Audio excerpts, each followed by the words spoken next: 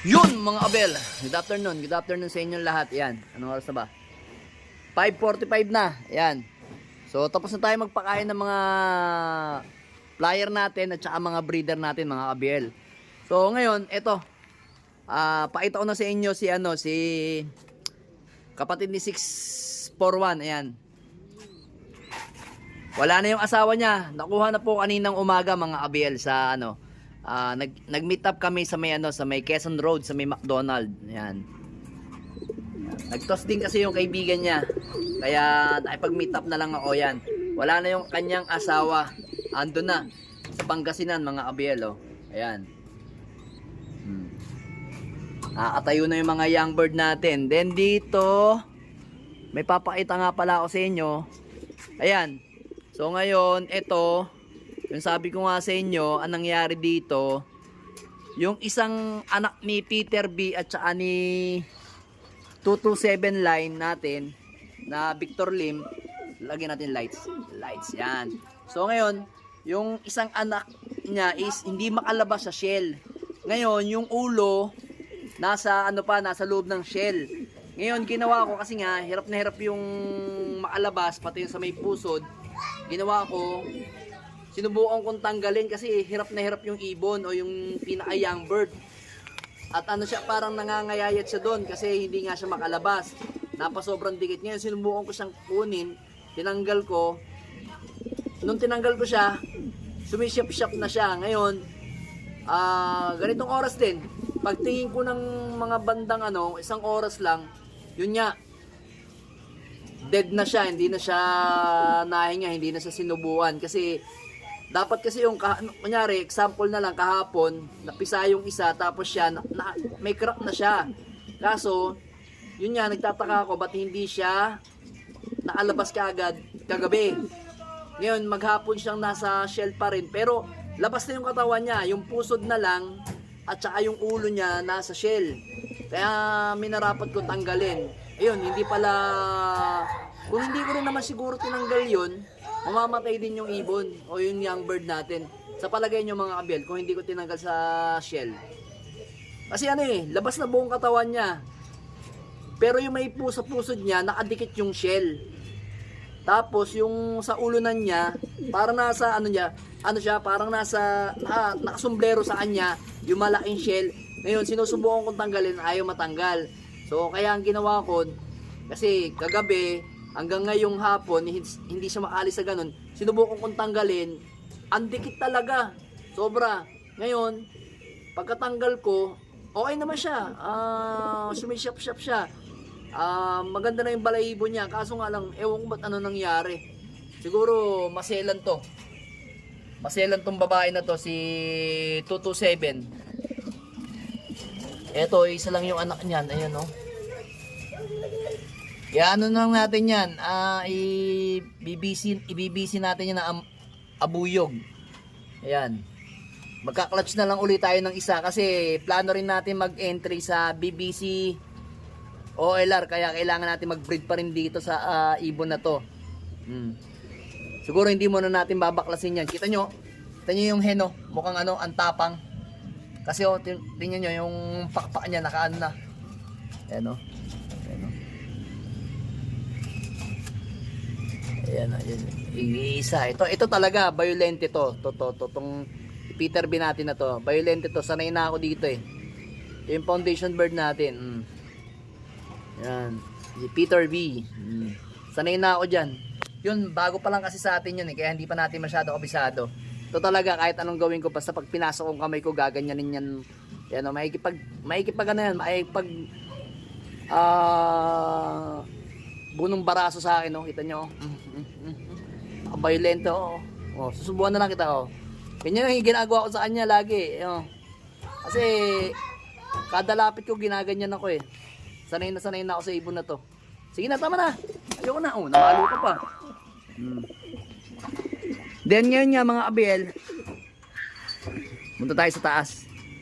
Lagay lang natin to. Kita nyo, hinahabol pa yung kamay ko. Tapang talaga. So yun mga abel, ito pala nakapisahan na rin ako dito. Ayun, napansin ko yun, may shell dito mga abel to.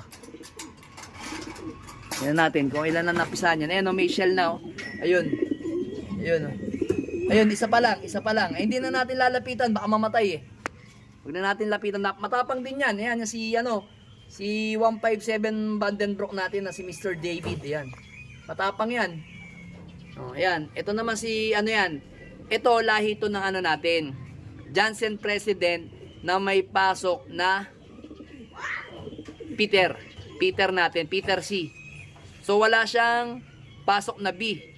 Basta Peter C lang siya, wala siyang B na pasok. So ang kapatid nito sa nanay is ito. Yung ating Randok, yan. Yan yung kapatid sa nanay. Sa ano ba? Tama? Oh, tama, sa nanay. Magkapatid sila sa nanay, yan. Yan. Teka lang. Hindi. Ito, anak pala to. Ay, bali, ano to? Si Arandok na to, istiyahin niya to. Yan. Medyo nalito na ako mga kabel. Nalito na ito. Ito kasi, direct anak to ng foundation eh. Kaya, ito, tiyahin niya to. Yan. Medyo nalito na tayo, mga kabel. Ngayong araw is Friday. Kargahan ng TGRC. Tago din Ilocos Sur na nga pala kami mga kabel. So ngayon ikaarga nga natin si ayan. Ariko, natuka pa rin ako. Si pangalan nito? Si Miss Rigor. Ikaarga nga natin yan ngayon. So wala na yung tama niya. Okay na oh. Tagal na rumonda niyan. So ngayon ikaarga na lang natin yan mamaya. Kasi kailangan natin ilaban pa rin kasi okay naman siya. Talagang nadali lang siya nung Sunday sa Balawan. So ngayon, tago din kami, ikaarga natin yan. So wala na tayong choice eh. Kasi may butas na siya. So konti na lang ata yung live sa Young Bird. Kaya idiretso natin. Baka makahabol pa sa overallan mga abel. Kasi mahirap yung labanan namin kasi 7 laps yun eh. So mga Young Bird doon sigurado unti-unting malalagas mga abel. Nung live pa to, nasa 800 na lang kami. So, ngayon, sigurado, kung hindi 600, 500 o 400 na lang yung mga Young Bird namin. Kaya, kahit isa pa lang ang butas niyan, laban pa rin yan mga kabel. Mag-clock ka lang sa tago din. Pakita mo Pakita mo yung galing mo Then ngayon, bukas is first lap pan race 2 ng BBC. So, namimili pa nga tayo. Hindi naman natin kayang i-entry lahat ng mga ibon natin. Itong si Brown. Sino pa? Yan, si Pilantod. Asan na? Ito, si Peter Maselan. Yan. Na may pasok na litar. Asan yung isa? Ito. Ito yung dalawang magkapatid. Si 6'4 at si 6'5. Yan. Pero malamang, dito sa dalawang to, possible, pwede ko silang dalawa i-entry. Yan. O silang dalawa na lang i-entry ko. Kasi ang labanan kasi natin is pakunatan hanggang dulo.